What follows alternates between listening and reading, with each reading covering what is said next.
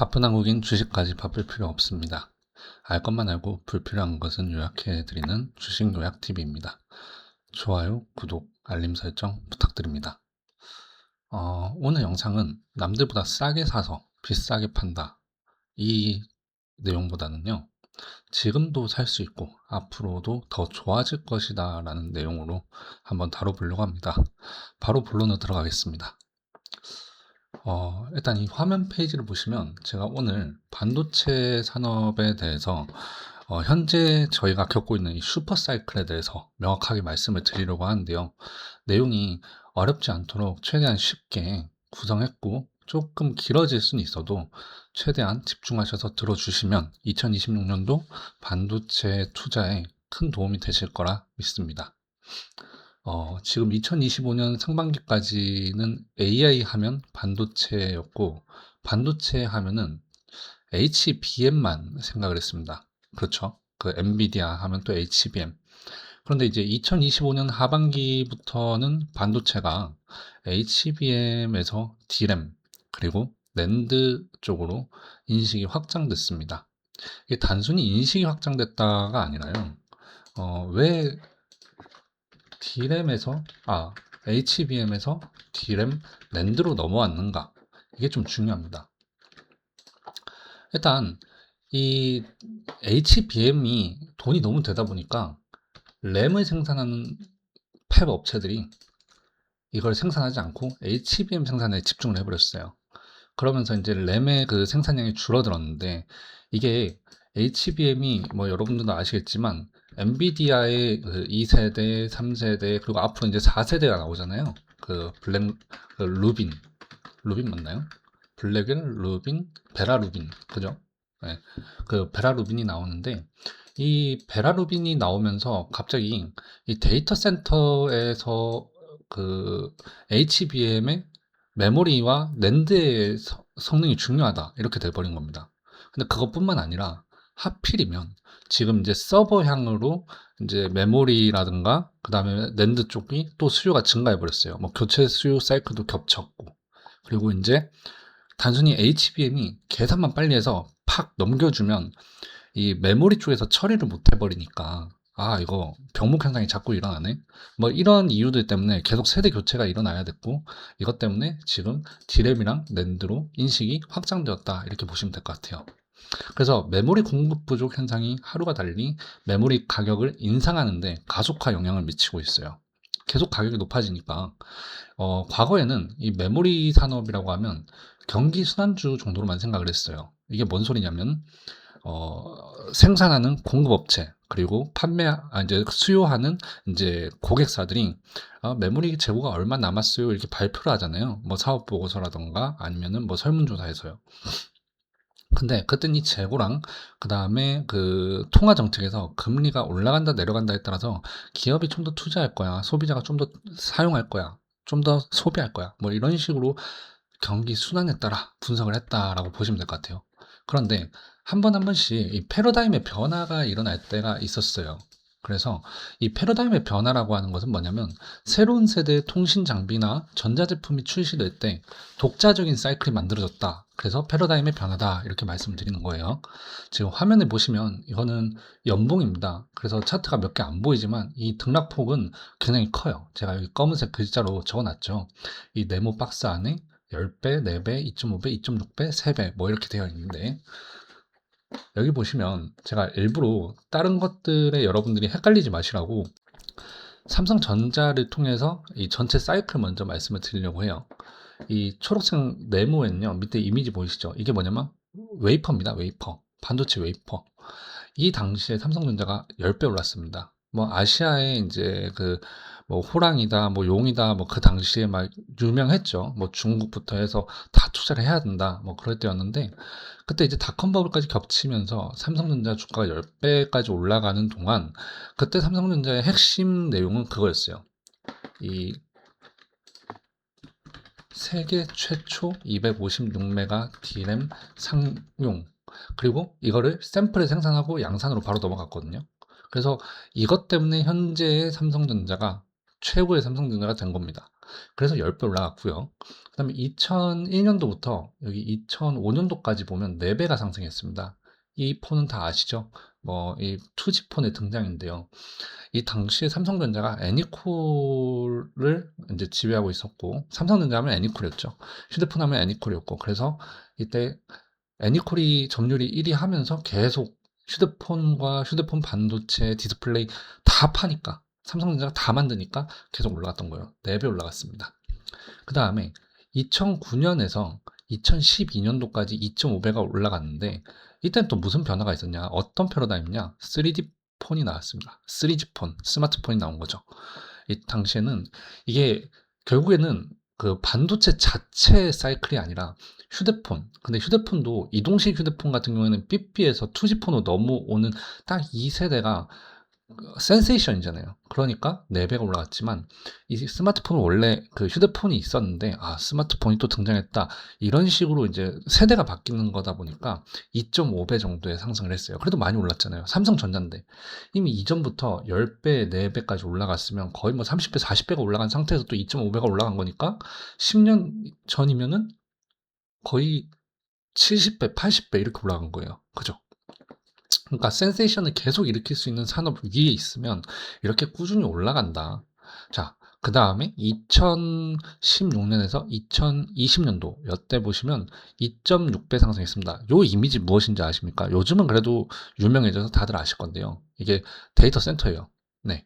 근데 이 당시의 데이터 센터는 지금처럼 AI를 위한 데이터 센터라기보다는 클라우드 산업 때문입니다. 그러니까 기업들이 데이터를 저장하고 포털 사이트에 이제 고객들 데이터 저장하고 이렇게 하는데 또 단순히 포털 사이트들만 그런 게 아니라 온라인으로 처리하는 일들이 너무 많아지다 보니까 은행이나 이런 개인 공기업이나 뭐 이런 쪽에서는요 엄청나게 큰 데이터 센터를 만들 수가 없어요. 돈도 많이 들고. 그래서 이제 임대를 해야 되잖아요. 그게 클라우드 산업입니다. 그래서 클라우드 산업이 있었는데 이 당시에 클라우드 산업이 또 이제 팽창하고 또 서버 교체 사이클이 겹치면서 2.6배가 올라갔어요.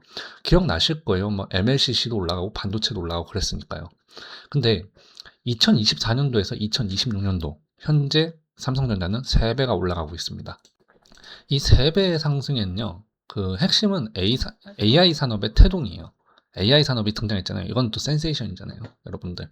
그렇죠? 웨이퍼의 등장처럼 한국에서 처음이었고, 한국에서 이동식 폰이 또 이제 등장했죠. 제대로 된 이동식 폰이에요. 망한 거 빼고. 그 다음에 AI가 또 등장을 해버렸어요. 근데 이 AI 산업의 태동이 데이터 사용량을 증가시키면서 뭐 데이터 센터도 늘려야 되고, 그 다음에 속도도 중요해져 버리고, 그러면서 데이터 센터용 반도체 수요가 현재 급증하면서 메모리 사이클까지 겹쳐버려가지고 3배가 올라가고 있는 겁니다. 그러니까 보통의 시기에는 경기 순환주처럼 늘 반도체 산업이 금리랑 재고에 따라서 왔다 갔다 했을 거예요. 그런데 현재랑 그다음 과거에 이렇게 패러다임이 있었을 때는요. 3, 4년 단위의 긴 시간 동안 폭발적인 산업의 성장이 나타나고 그리고 엄청나게 높은 주가 상승률을 보여줬다. 이렇게 생각하시면 될 것 같아요. 자, 이게 일단은 슈퍼 사이클이나 패러다임의 변화다. 이렇게 보실 수 있는데요. 그 다음 페이지에서 보시면 2024년도 하반기에서 2026년 지금까지 삼성전자의 주가는 상승을 하고 또 이제 새로운 국면을 맞이하고 있잖아요. 이게 과거의 패러다임 변화랑 현재 패러다임 변화의 가장 큰 차이점을 딱 말씀드리면 이 이미지로 다 정리가 돼요. 자, 과거에 게임, 영상, 기타 통신, 포털 이게 다 뭔 소리냐면 반도체가 나왔을 때 반도체를 뭐 전자제품에도 쓰긴 했지만 컴퓨터에 주로 썼죠. 그 다음에 휴대폰에 주로 썼고, 그죠? 그렇게 또 휴대폰이 나오니까 또 휴대폰이 나와서 일부 게임 업자들이 모바일 게임 만들고 또 PC 게임도 만들고 뭐 이렇게 했을 거예요. 그죠? 그런데 이게 소비자 입장에서 대단하게 뭐 연산 능력을 요구했습니까? 제가 휴대폰 게임으로 했던 게 뭐 짜요짜요 타이쿤이나 뭐 화투 그리고 뭐 이렇게 리듬 게임이나 그 다음에 또 그 야구 게임도 했던 기억이 있어요. 그 투지폰일 때. 근데 그거 지금 생각해보면 엄청나게 그 퀄리티가 떨어지잖아요. 그러니까 소비자들은 저퀄리티의 무언가를 소비했기 때문에 그 당시에 이런 소프트웨어를 생산하고 이런 컨텐츠를 생산하는 업자들이 높은 사양의 하드웨어를 요구하진 않았습니다. 게임 같은 경우에도 한번 출시가 되면 길게 했잖아요. 우리는 뭐 저는 디아블로2를 굉장히 좋아했어 가지고 디아블로2가 출시되자마자 디아블로2를 한 5년을 좀 계속했던 것 같아요. 그죠? 근데 뭐 리니지 같은 경우에 지금도 클래식 좋아하는 사람은 리니지만 하고, 또 와우라에서 월드 오브 워크래프트가 나왔을 때도 그것도 굉장히 오래 하고, 스타크래프트 1도 2가 나올 때까지 계속 그것만 했어요. 그러니까 어때요? 게임 산업 같은 경우는요, 크게 사양을 요구하지 않아요. 뭐 총 게임에서는 뭐 서든 어택이나 아바, 뭐 스페셜 포스 이런 것들이 있었을 것이고요. 그리고 그나마 좀 이제 사양이 점점 높아졌던 게 뭐가 있을까요? 뭐 아이온 뭐 이런 게임들이 이제 뭐 높아졌다면 높아질 수 있는데, 롤이 지금 제일 그래도 유저층이 다양하고 넓잖아요. 롤에서 갑자기 뭐 폭발적으로 게임 사양이 높아지거나 그러진 않는다는 거예요. 그죠? 뭐 GTA나 이런 게임들이 나왔을 때는 그래도 그래픽카드 성능이 중요해 하면서 일반용 그래픽카드 사양이 좀 높아져야 됐던 그런 것들이 있지만, 대부분은 보편적인 수준에서 PC방이 설비 투자를 해도 별로 부담스러울 정도는 아닌 수준에서 하드웨어를 요구했다 이겁니다. 그죠?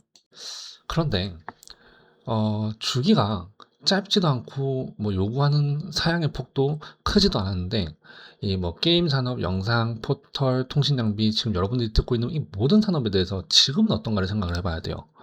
기기의 성능이나 소프트웨어의 이제 사양을 누가 요구하고 있습니까? 결국에는 고객이거든요. AI 산업에서 기인한 이번 패러다임 같은 경우에는요, 소프트웨어 발전을 하드웨어가 못 따라가고 있어요. 과거랑 좀 바뀌었어요.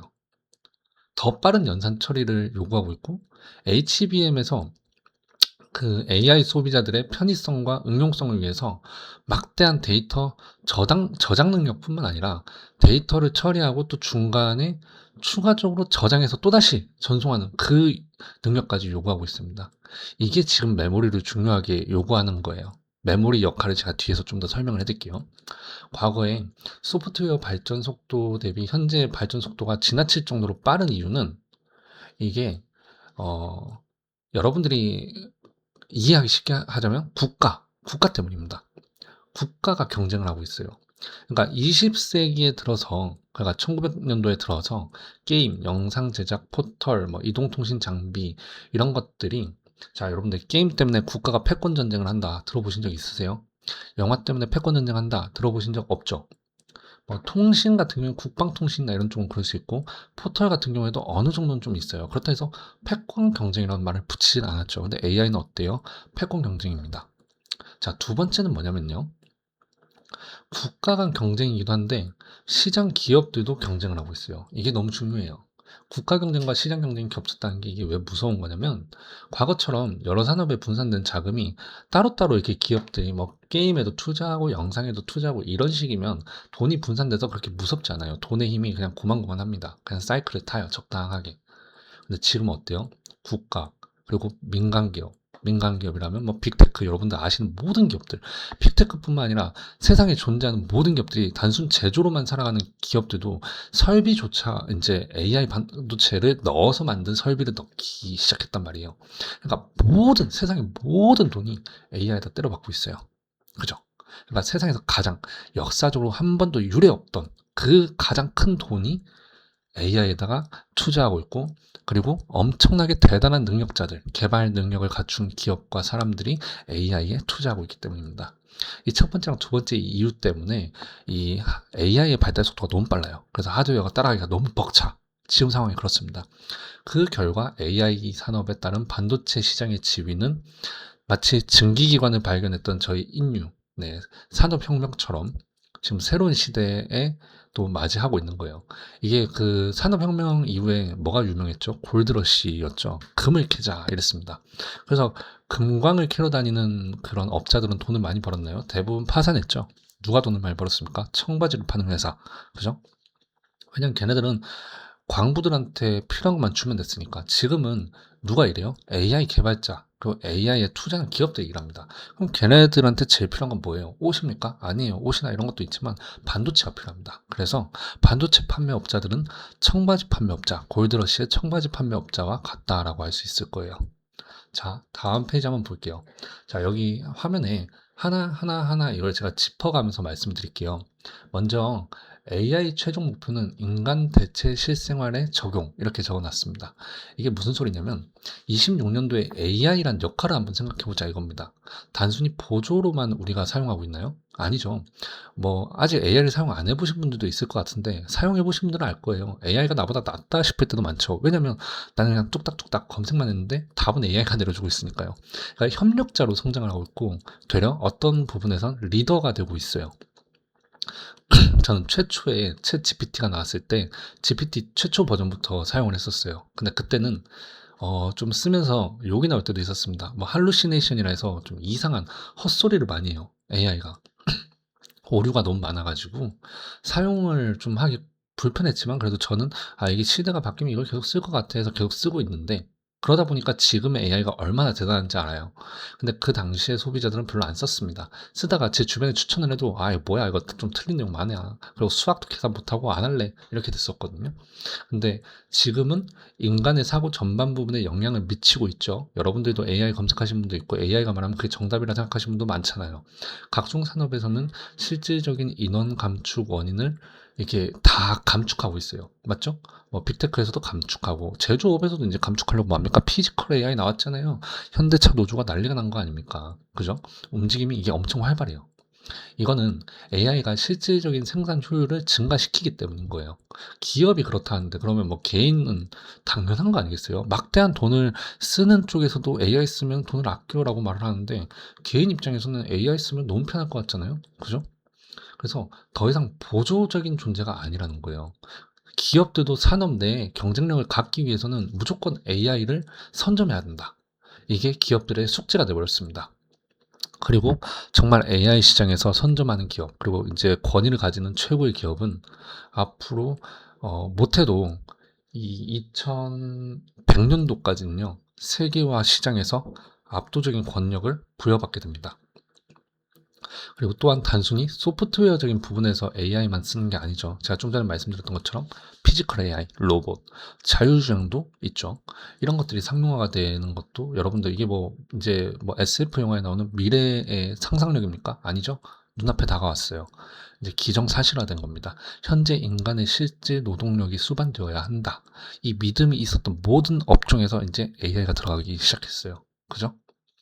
자, 그리고 다음 내용을 한번 볼게요. AI 성장의 필수적인 데이터 센터 및 서버 확장. 이게 결국에는 지금 저희가 맞이하고 있는 사이클의 뭐 표면적인 이유입니다.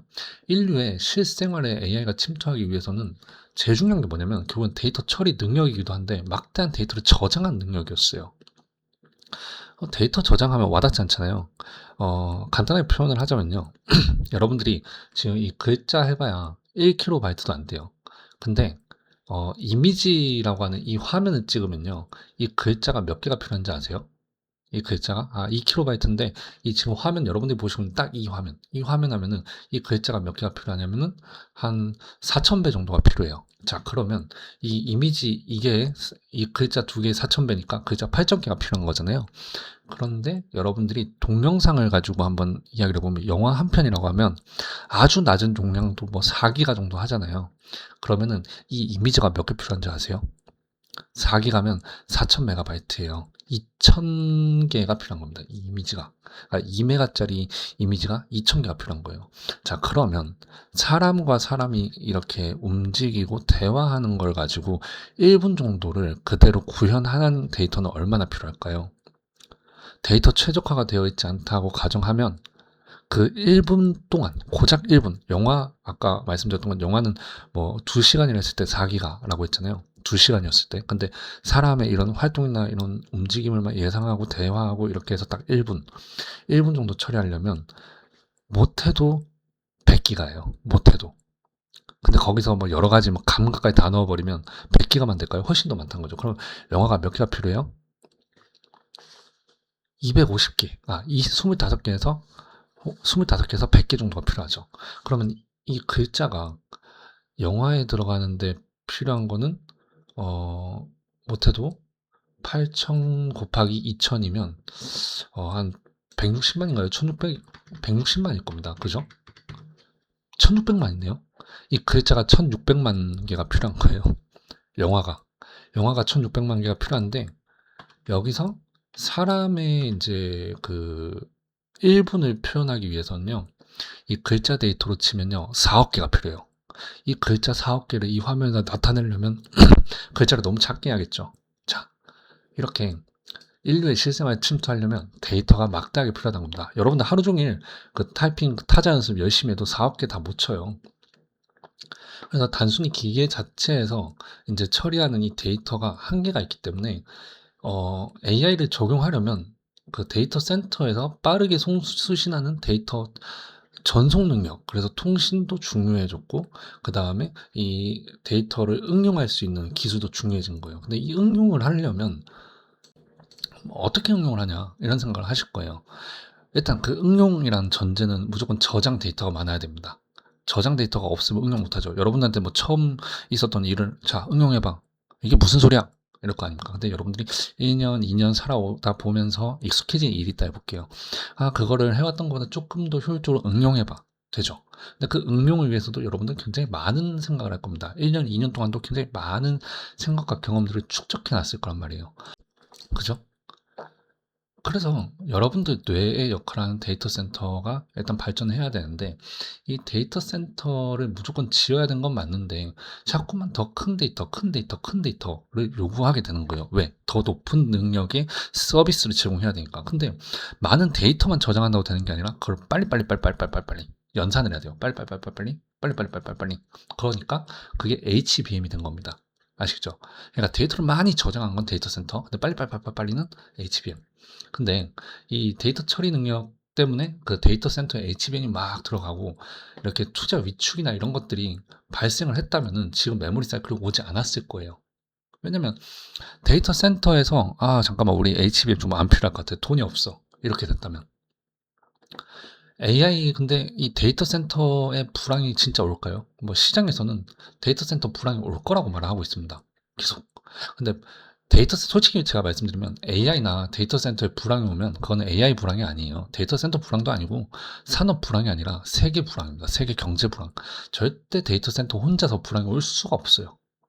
아까 말했잖아요. 국가랑 세계가 모든 기업이 모든 사람이 데이터 센터랑 서버와 AI에 집중하고 있는데 얘네들이 불황이다? 그럼 세계 경제가 망가졌다는 소리입니다. 그때는 어차피 다 같이 무너지는 거예요. 그죠? 메모리 사이클에 지금 과반은 서버다 이렇게 말했는데 그럼 이 서버라고 말하는 게 뭐냐면 이게 결국은 데이터 센터라면 저장고인데 이 서버 같은 경우에는요 좀 쉽게 말하면 서비스 제공업자를 생각하시면 돼요. 그러니까 저장된 데이터를 누구는 이렇게 쓰고 나는 이렇게 쓸 거야. 이게 있잖아요.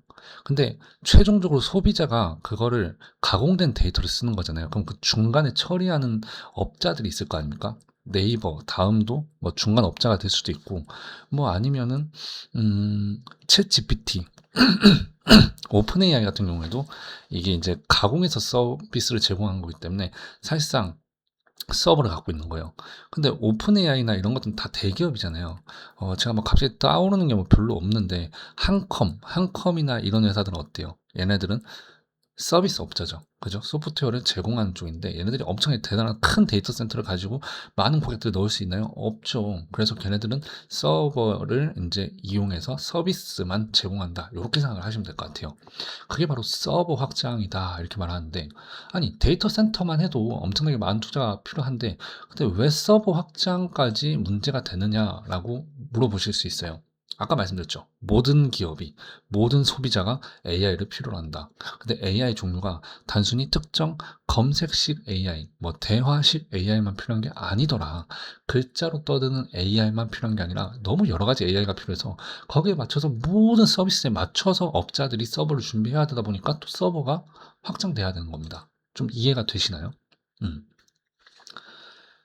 요약하자면 거대 기업도 스타트업 기업도 일반 소비자도 모두 반도체를 필요로 할 수밖에 없는 아비규환 상황인데 이 데이터 센터발 공급을 위해서 아까 말씀드렸던 것처럼 전자제품 생산도 중단할 정도로 전자제품에 들어가는 반도체를 생산 중단할 정도로 계속 줄여서 HBM을 만들었는데 근데 메모리가 부족하다고 해서 더 이상 더 줄여버릴 수는 없는 거예요. 그래 버리면 세상이 또 이상한 쪽으로 고장이 나버립니다. 자동차를 만들어야 되는데 반도체가 없대. 왜? 자동차용 반도체를 만들어야 되는데 그걸 다 빼가지고 메모리 반도체에다 다 투자를 해버렸대. 이런 젠장. 뭐 전자레인지도 반도체 들어갔는데 전자레인지 반도체도 안 맞는데, 뭐 실제로 지금 제주 반도체 같은 기업들이 그래도 계속 몸값이 올라간 이유가 뭐냐면, 얘네들이 LPDDR이라 해서 저전력 반도체를 만들잖아요. 근데 이 저전력 반도체를 원래는 SK 하이닉스나 삼성전자는 다 만들 수 있어요. 근데 얘네들이 지금 뭐 하고 있습니까? 돈 되는 데다가 HBM이랑 그 다음에 그 DDR5, LPDDR5 차세대 제일 좋은 성향의 반도체만 만들어도 얘네들이 더 생산할 수가 없기 때문에 그냥 9세대 반도체 라인을 지금 가동을 중단하고 거기조차도 신세대로 바꾸고 있는 상황이라서 제주 반도체 같은 기업들도 실적이 좋아지는 겁니다. 아시겠죠? 그래서 실제로 이제 향후 증축될 데이터 센터 메모리 물량을 아직 뭐 세상이 감안을 제대로 못하고 있어요. 그것까지 포함해버리면 병목 현상은 더 심해질 거예요. 메모리 병목 현상. 그러니까 메모리 카드 병목 현상이요. 이 병목 현상이라는 거 헷갈리시면 안 돼요. 그 AI의 데이터를 처리하기 위해서 그 처리 과정에서의 병목 현상도 있고요. 지금 제가 말하는 건 진짜로 실제 그 딱딱한 이 반도체 있죠. 이 반도체 자체가 지금 부족 현상이 나타난다 이겁니다. 그 모든 잠재 수주 잔고까지 감안하면요. 메모리 사이클의 이 지금 여러분들이 지금 겪고 있는 이 모든 반도체의 모든 문제는 70%에서 80%가 데이터 센터랑 서버 때문입니다. 그러니까 여러분들이 지금 뭐 사용하는 일반 컴퓨터, 일반 휴대폰, 뭐 가전제품, 그리고 자동차, 뭐 테레비 이런 데 들어가는 반도체 다 합쳐도요. 전 세계 모든 걸 다 합쳐도 20%밖에 안 돼요. 나머지 7, 80%는 뭐다? 데이터 센터랑 서버다. 세상에 미쳐 있는 거 맞죠? 그래서 2027년도까지는요, 이 데이터 센터용 공급을 충족 절대 못 합니다. 절대 못 해요. 절대. 이거는 그냥 부정할 수 없어요. 여러분은 그냥 믿으시면 됩니다. 절대 못 합니다. 그러니까 공급이 계속 부족해요. 계속 부족해요. 공급이 부족해. 몇 년 동안? 2년 동안 계속 들으셔야 돼요. 이 IDM이 뭐냐면 종합 반도체 기업인데 삼성이나 SK 하이닉스 같은 게 종합 반도체 기업이에요. 알아서 설계도 하고 생산도 하고 뭐 이런 애들인데, 얘네들이 지금 뭐라고 말하냐면, 아니 27년도까지는요 우리가 생산량 늘리려도 늘릴 수가 없어요. 없는데 어떡해요? 예, 공급을 늘리기 위해서는요 공장을 증축을 하고 또 장비도 넣어야 되고, 장비 넣고 시운전도 해서 시범 운전 돌려가지고 제품 생산도 해야 됩니다.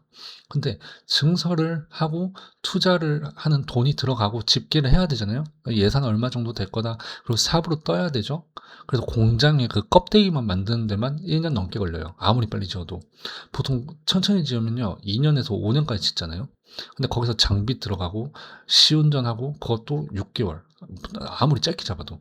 그러니까 정말 짧게 잡아도 1년 6개월이에요. 근데 보통의 이 사이클대로라면 공장을 짧게 잡아도 3년 4년은 지어야 된다 이겁니다. 보통의 평균적으로 공장이 이제 착공되고 완공돼서 제대로 돌아가고 생산이 쭉 나온 데까지 걸리는 시간은 4년에서 5년이에요. 미쳐버리는 거죠. 근데 여러분들 아시겠지만 23년도부터 계속 공장 투자한다 이야기 계속 있었어요. 22년도, 23년도 계속.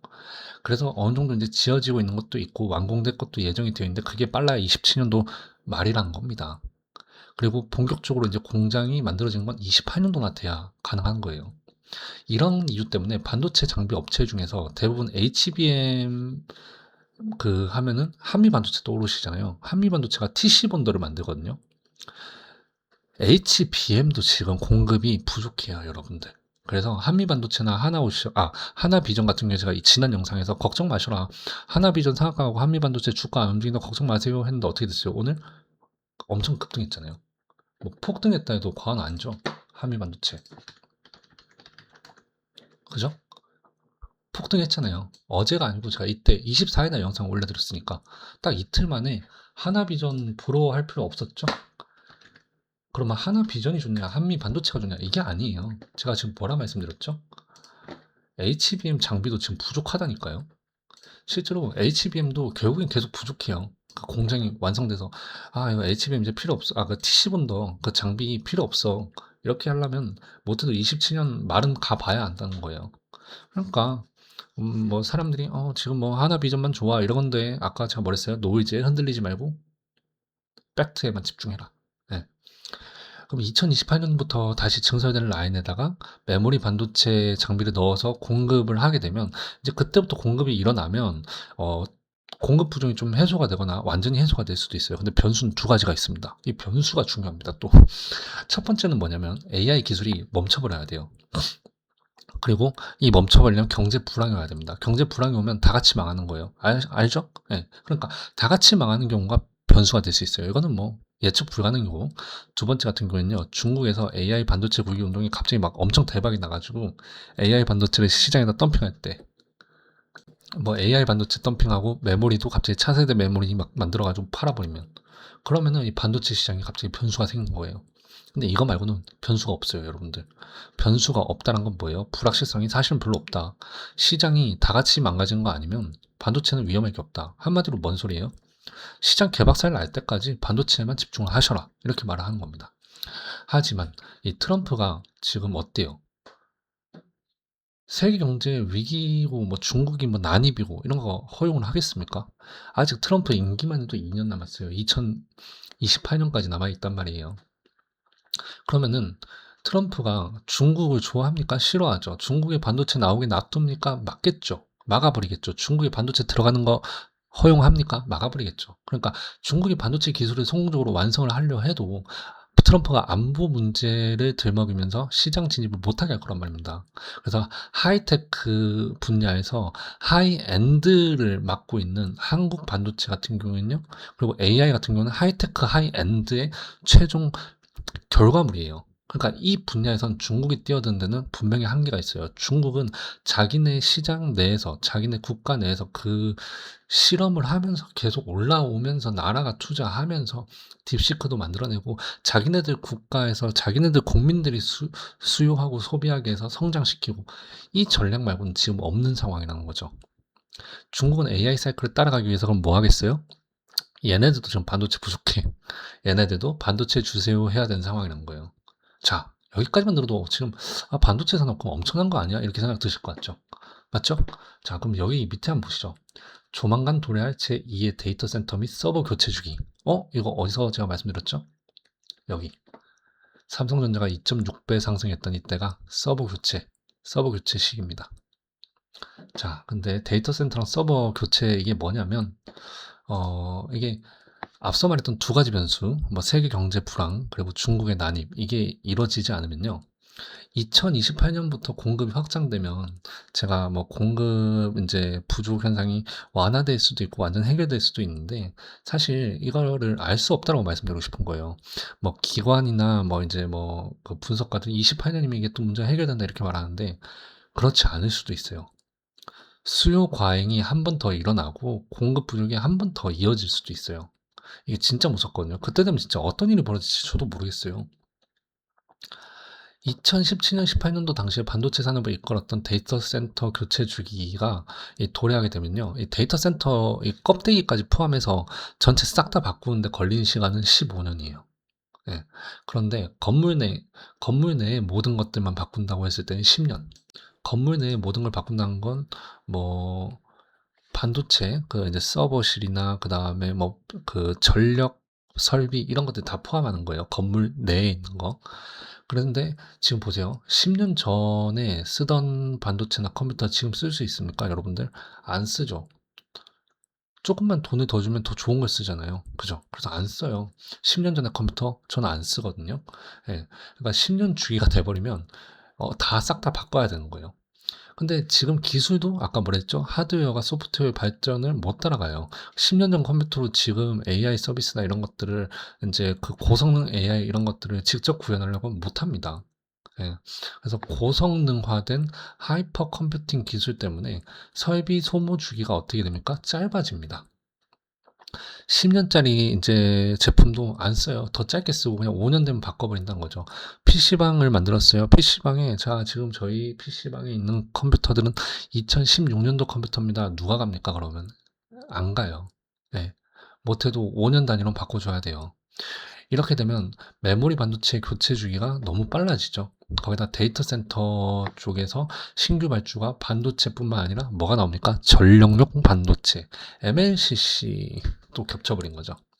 그러면 아까 제가 뭐랬죠? 메모리를 생산하기 위해서 반도체 여러 라인들을 줄여가지고 HBM이랑 그 하이테크 메모리에 집중하고 있는데, 아니, 그 줄여놨는데 얘네들을 좀 더 다시 늘릴 수 있는 여유를 줘야 되는데 또 다시 이 모든 게 더 많이 필요해져 버린 상황이 오는 거예요. 그래서 공장 증설을 해도 실제로 이게 충족이 되지는 않을 수가 없다는 겁니다. 근데 일상 가전제품 이런 것들을 제가 지금 말한 거 있나요? 없죠. 휴대폰은요. 예. 휴대폰이나 그다음에 테레비, 그리고 또 뭐가 있을까요? 냉장고, 뭐 세탁기, 전자레인지. 여기 AI 들어가려면 어떻게 해야 돼요? 반도체 들어가야 됩니다. 좋은 반도체 들어가야 돼요. 온디바이스 AI 들어가야 돼요. 자율주행 너무 좋은 AI 반도체 들어가야 됩니다. 피지컬 AI 뭡니까? 로봇 같은 경우에는 어때요? 반도체 또 엄청 들어가야 됩니다. 이게 28년도에 또 이제 상용화가 되는 것도 있고, 이게 시제품도 나와야 되는 것도 있고 한데, 그럼 이거 어떻게 해요? 이거 선제적으로 방어하려면 이 지금 현재 증설한 걸로 진짜로 다 공급이 충족이 될 수 있을까? 이렇게 의심이 드는 거죠. 그 자율주행이나 피지컬 AI 같은 경우는 특히 이 성능이 조금만 나빠도 사람이 죽을 수가 있어요. 그래서 엄청나게 높은 사양의 반도체를 필요로 할 수밖에 없는 겁니다. 오류가 0%에 수렴하지 않으면 이 사소한 오류 때문에 정말 많은 인명재해를 일으킬 수 있어요. 그래서 지금 자율주행도 사실 대충 만들었으면 벌써 나왔어요. 로봇도 지금 아틀라스 보시면 아시겠지만 이미 나와도 돼요. 뭐 가격 때문도 있지만 그런 규제나 이런 걸 맞추지 못하기 때문에 아직까지는 이 0%에 수렴한지 모르기 때문에 제품이 못 나온 것 뿐입니다. 근데 이제 거의 다 왔단 말이에요. 대부분의 문제를 다 해결했고 최고 성능의 AI 컴퓨팅에 맞춰놨다는 거지. 그럼 이거 양산되려면 또 반도체 나옵니다. 그거 언제요? 2028년도. 빠르면 2027년도 말 나옵니다. 이 반도체 어떡할 거야? 그럼 다음 페이지로 한번 넘어가 볼게요. 제가 구체적인 반도체의 현재 호황을 제가 한번 톱어보자 이렇게 말씀드릴게요. AI 단계별 하드웨어 수요 변화 이렇게 적어놨는데 HBM, 메모리, 서버양, 에라 모르겠다, 믹스 이렇게 해놨어요. 제가 이것도 제가 또 설명하면 이해가 되실 거예요. 이게 뭐냐면, 자, 2023년도에서 24년도까지는요 GPU 가속기에 탑재되는 HBM 수요가 급증했어요. 그러니까 그래픽카드의 사양을 쫙 뽑아내기 위해서 그래픽카드 위에다가 HBM이 붙어있다 이렇게 생각하시면 돼요. 이것도 메모리긴 해. 이것 때문에 HBM 붐이 일어나서 뭐가 대박 났습니까? TC본더, 그죠?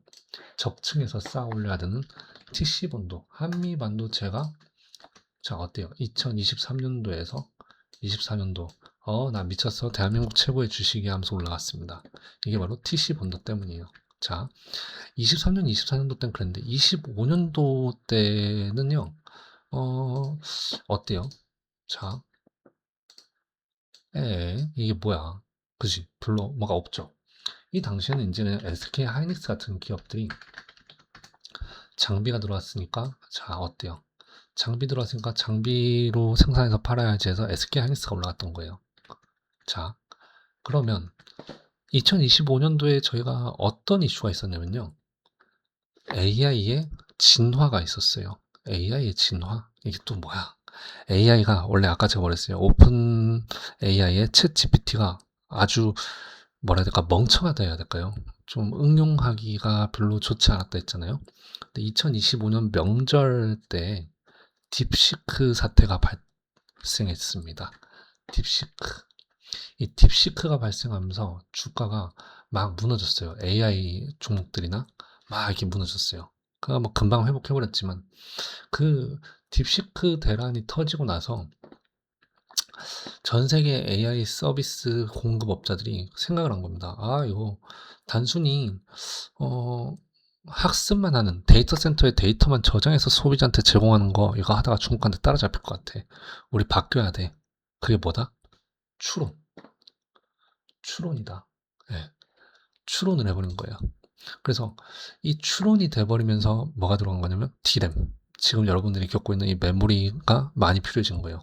HBM만 많이 필요했던 거는 데이터 센터에 저장해서 빨리 계산해서 보내는 정도였는데, 이게 데이터를 보내놨더니 단순히 그 데이터에서 사람들이 대화하기를 원하는 거예요. 이게 뭐냐면 GPT야. 지금 날씨 어때? 추워요. 그럼 오늘 어떤 거 입을까? 따뜻한 거. 아, 나는 근데 뭐 체중이 이렇고 저렇고 어쩌고 저쩌고 해서 따뜻한 거 입으려면 어떻게 코디해야 돼? 자, 이 질문 하나를 다 데이터 센터에서 불러내려면 어떻게 했어요? 엄청나게 많은 데이터가 들어갔다가 나갔다가 들어갔다가 나갔다 해야 될 거예요. 굉장히 비효율적이죠. 그래서 필요한 데이터를 데이터 센터가 빵 쏴놔요. 그러면은 이 대화를 하면서 이 메모리에다가 일부러 저장해 놓는 겁니다. 필요한 데이터를. 그러면 싹 다 안 날리고 필요한 데이터는 저장을 해놨다가 그 필요한 데이터에서 또 추가적으로 더 필요한 것만 데이터 센터에 또 불러오는 거죠. 이렇게 추론이 이루어지는데 이 추론을 하기 위해서는 중간중간에 기억하는 임시 기억이 중요해요. 이 임시 기억을 하는 장치가 DRAM, 메모리 반도체다. 이렇게 생각하시면 됩니다. 근데 2026년도 같은 경우는 지금 어떤 상황이냐? HBM, 서버, DRAM 싹 다 믹스가 된 상황이에요. HBM이랑 서버향이랑 DRAM이 다 믹스가 돼버리면 1단계에서는 아까 제가 말씀드렸던 것처럼 HBM, 인프라 구축 여기에만 집중을 해야 되는데 2단계에서 기술이 발전해버렸고 3단계에선 기술이 발전해버리니까 갑자기 HBM도 더 좋은 걸 원하고 서버에 필요한 DRAM도 더 좋은 걸 원하게 된 거예요. 이 상황이 믹스가 됐어요. 근데 여기서 발달된 서버와 발달된 AI가 더 높은 AI를 만들고 더 높은 기술을 만들어 버려요. 더 높은 하드웨어를 또 요구하게 되는 거죠. 에라 모르겠다 상황입니다. 예상을 할 수 없어요. 자, 여기까지 내용 어떠셨나요? 일단 여기까지 재밌으셨다면 좋아요, 구독, 알림 설정 부탁드릴게요. 그리고 저는 바로 다음 영상에서 찾아뵙겠습니다.